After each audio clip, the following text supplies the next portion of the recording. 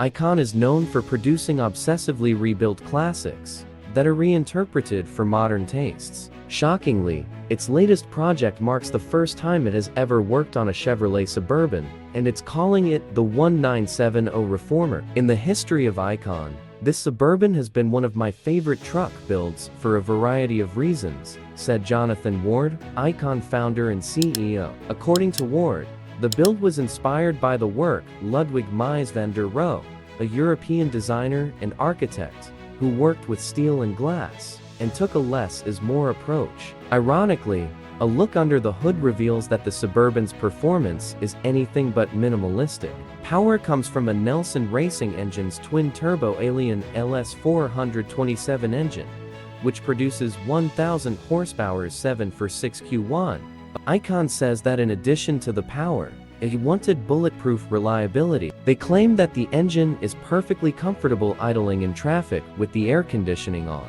Power is routed through a 4L85E automatic transmission with overdrive, and it's handled by a one-off Art Morrison four-wheel independent chassis. It gets a Dana 60 nodular rear end to help it go, and high-capacity Brembo brakes to help it slow. Those brakes are contained within gray rear wheels with ZR-rated tires that match the Suburban's dark gray exterior and its black highlights around the windows. At the front, the grille is a custom, one-piece unit made of machined 6061 billet.